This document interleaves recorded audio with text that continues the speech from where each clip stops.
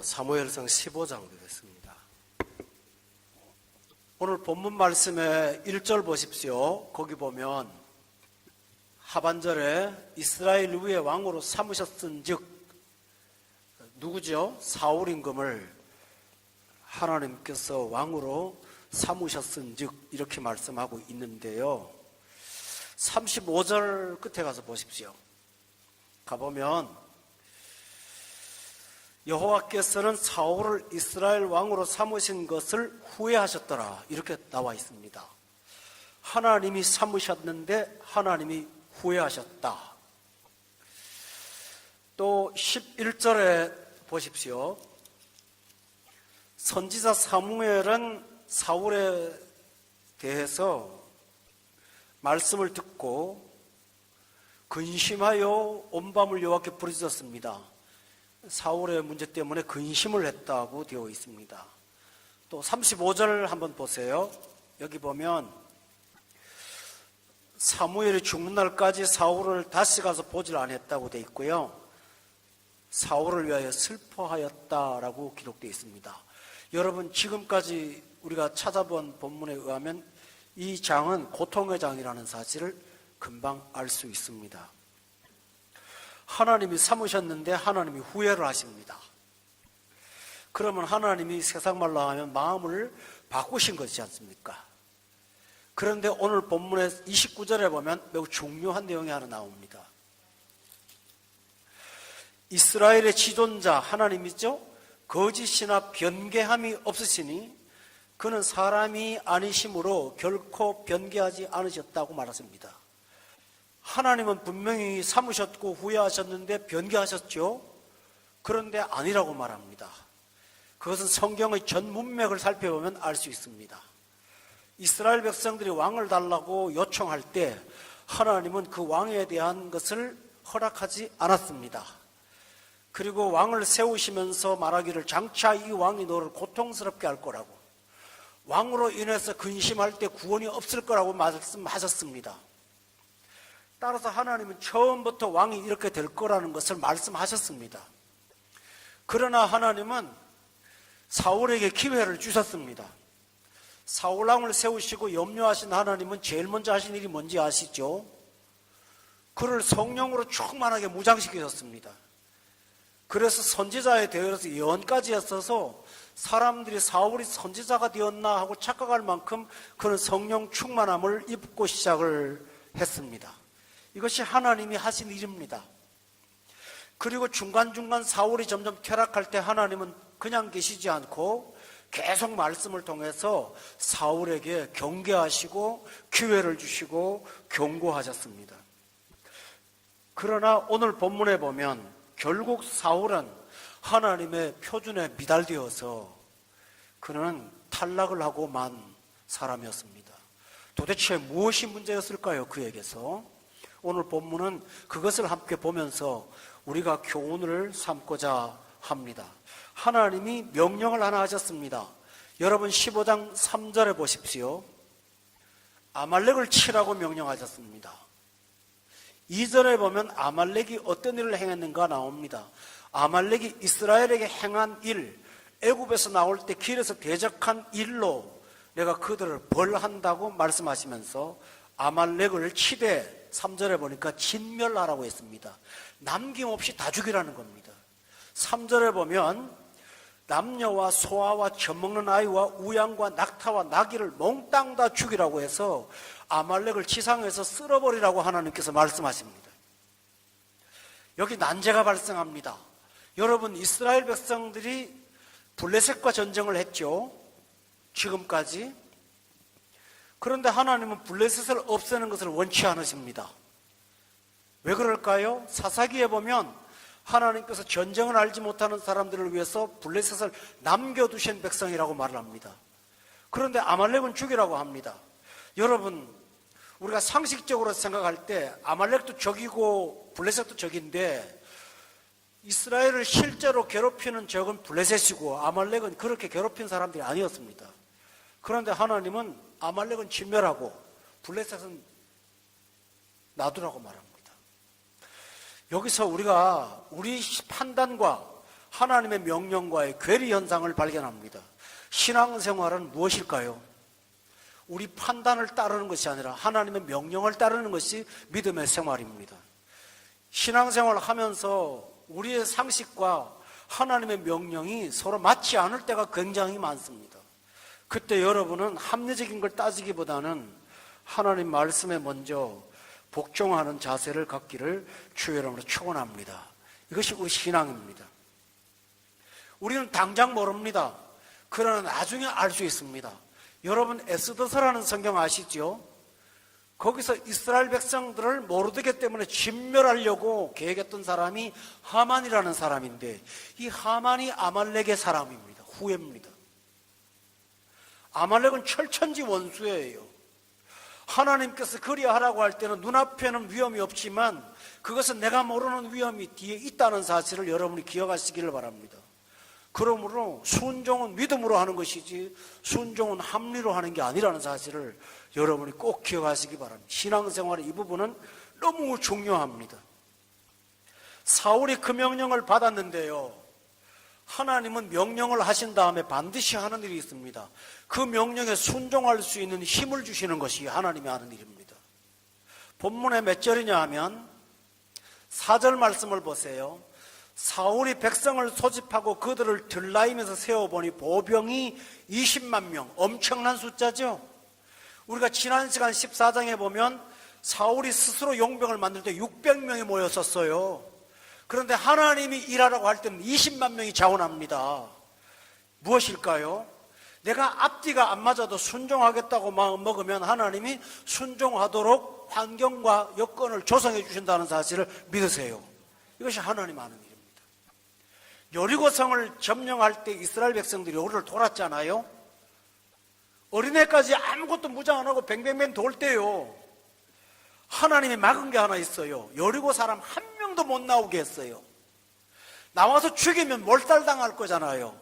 그런데 하나님이 이스라엘 백성이 순종할 때까지 여리고 사람 하나도 못 나오게 막아놨어요. 여러분, 순종은 내 힘으로 하는 게 아닙니다. 하나님의 은혜로 한다는 사실을 믿으시길 바랍니다. 이게 순종이에요. 순종을 내 힘으로 한다고 생각하니까 부담되고 힘들고 어려운 거예요. 하라고 하는 대로 하면 할 수 있도록 힘을 주시는 것이 하나님이심을 믿기 바라고요. 우리가 앞뒤가 안 맞아도 하나님이 순종할 수 있도록 여건을 주시면 이건 하나님 뜻이라고 믿기를 바랍니다. 이것이 바로 오늘 본문에 나오는 내용입니다. 그런데 사울의 순종은 어떤 거였습니까? 사울은 순종했어요. 8절과 9절에 보세요. 하나님이 진멸하라고 해서 8절에 보니까 아말렉 사람의 왕 아각을 사로잡고 칼날로 그의 모든 백성을 진멸했다고 되어 있어요. 근데 9절에 보면 문제가 일어나요. 좋은 것은 남기고 진멸하기를 즐겨하지 아니하고 가치 없고 하찮은 것은 진멸했다. 하나님 말씀에 순종을 하는데 가치 없고 하찮은 것에서는 순종하고, 자기 생각에 좋고 모양이 좋고 귀한 것은 남기고, 순종하되 반쪽 순종이요. 반쪽 순종도 못 됩니다. 하나님의 것은 가치 없고 하찮은 것이고 자신의 것은 좋은 것을 남기는, 하나님은 분명히 3절에 보세요. 남기지 말라고 되어 있잖아요. 그런데 그는 남겼습니다. 우리 신자들의 불신앙은, 불순종은 세상 사람의 불순종하고는 종류가 다릅니다. 세상 사람은 100% 불순종하고요, 예수 믿는 사람은 반쪽 불순종합니다. 여기 바로 문제가 있습니다. 어떤 부분은 하나님 뜻에 따르고 어떤 부분은 내 뜻대로 하는 것입니다.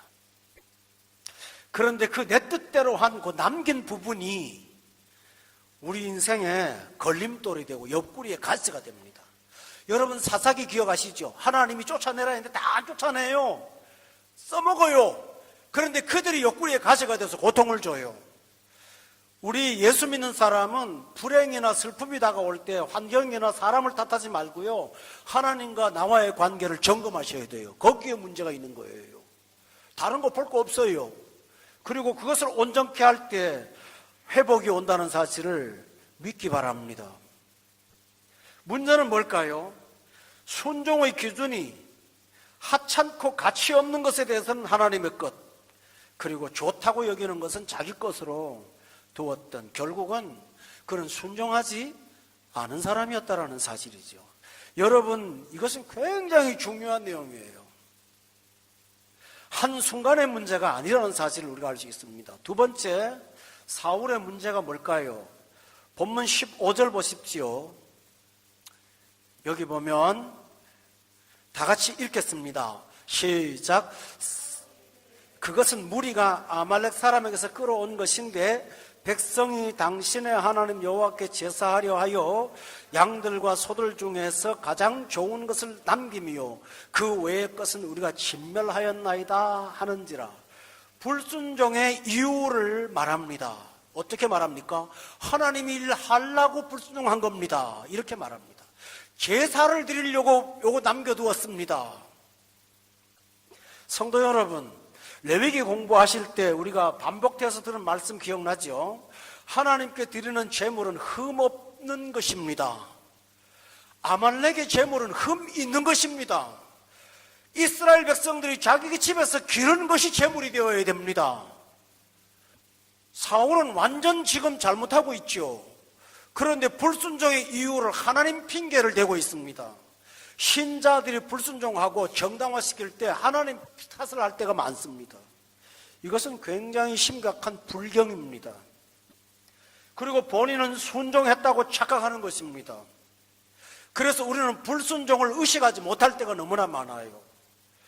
이런 신앙생활이 계속 반복되기 시작하면, 세월이 흐르다 보면, 누적되게 되면요, 그것이 성품이 돼서 전혀 의식을 못하는 상태까지 가게 됩니다.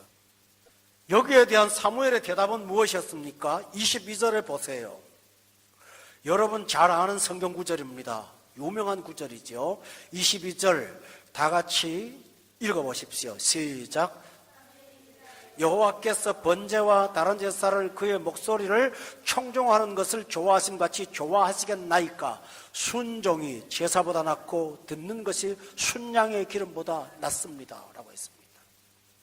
순종이 전제되지 않은 예배, 소용없지는 않지만 제사보다 낫다고 하는 것을 기억하시기 바랍니다. 일상의 생활이 순종으로 되었을 때 주일에 드리는 예배가 온전해질 수가 있다라는 것이지요.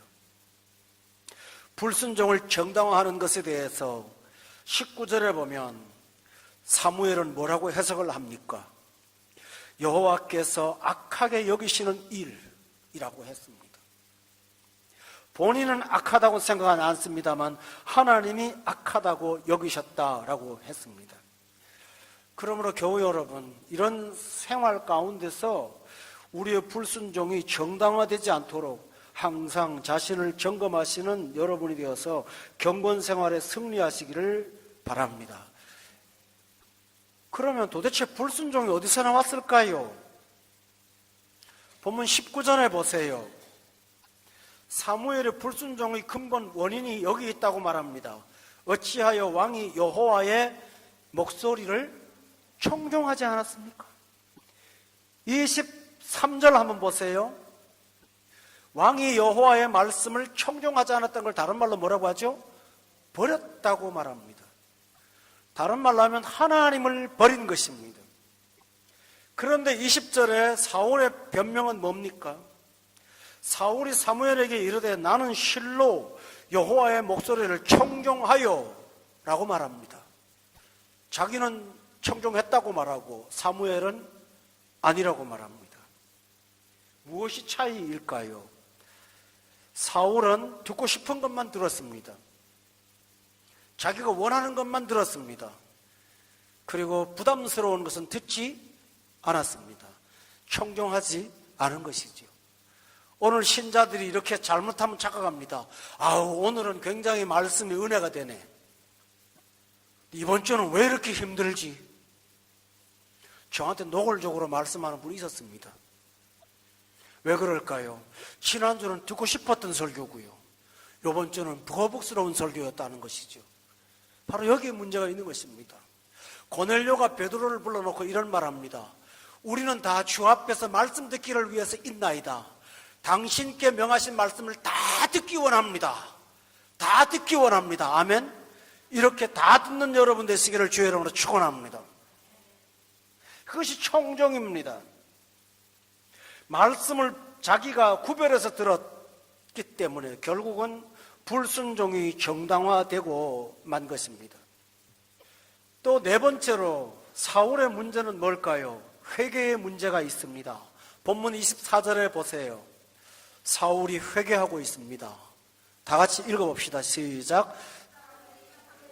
내가 범죄하였나이다. 내가 여호와의 명령과 당신의 말씀을 어긴 것은 내가 백성을 두려워하여 그들의 말을 청종하였음이니이다. 솔직하게 고백합니다. 내가 범죄했습니다. 하나님 말씀보다는 백성을 두려워해서 그들의 말에 귀를 기울였습니다. 틀린 말 아닙니다. 그런데 문제가 있습니다.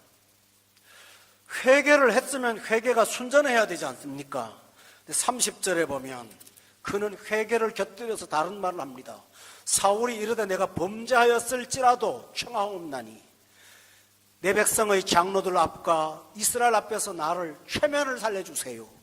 나를 높여주세요. 그는 사무엘 앞에서는 회개했지만 백성들 앞에서는 아닌 척 자기를 가장하기를 바랐던 것입니다. 자기가 낮아지기를 바라지 않았습니다. 다른 말로 하면 사무엘에게는 정직했으나 회개가 자기가 높아지는 수단이 되었고 사무엘의 마음을 움직여서 30절에 보세요. 아직도 사무엘이 이스라엘에 큰 영향력이 있지 않습니까? 그러므로 사무엘의 도움을 통해서 백성들의 신뢰를 잃지 않으려고 노력하는 것입니다. 여러분, 그 사람의 회개는 참회입니까?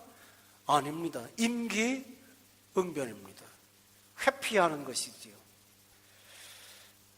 하나님께서 기회를 줬음에도 불구하고 사울이 결국 이렇게 계속 하나님 앞에 범죄하자 하나님은 사무엘을 보내서 사울에게 선포를 하십니다. 여러분 23절에 보시기 바랍니다. 다 같이 한번 읽어볼까요? 시작. 점치는 죄와 같고 완고한 것은 사신 우상에게 절하는 죄와 같음이라. 왕이 여호와의 말씀을 버렸으므로 여호와께서도 왕을 버려 왕이 되지 못하게 하셨나이다.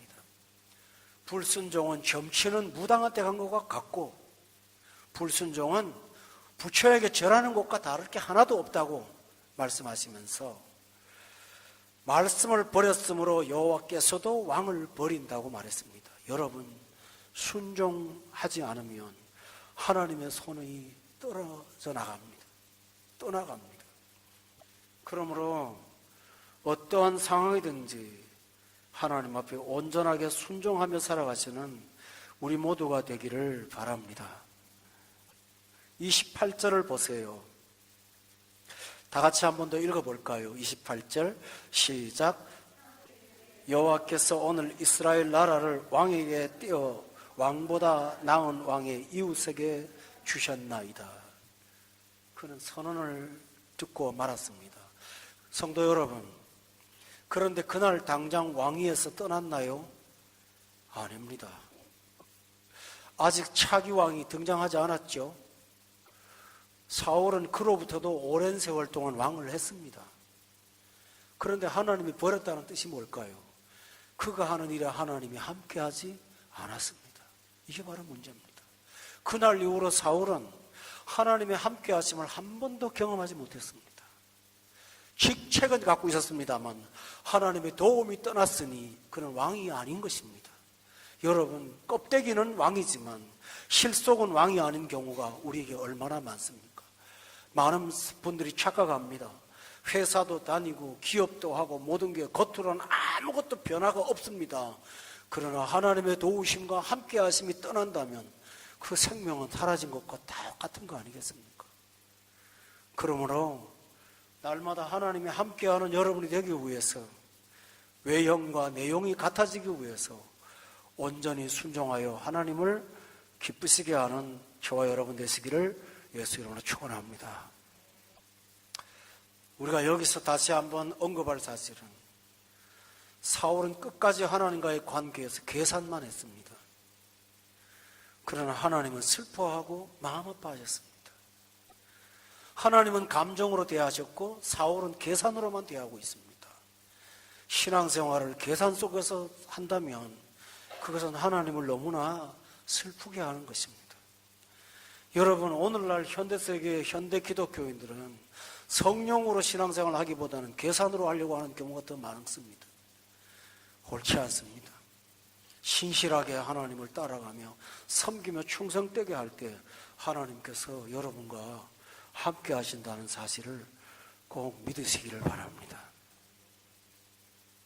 성도 여러분, 결론적인 말씀을 하나 더 드리겠습니다. 사울은 아름답게 시작을 했습니다. 어떻게 아름답게 시작했을까요? 17절에 보세요.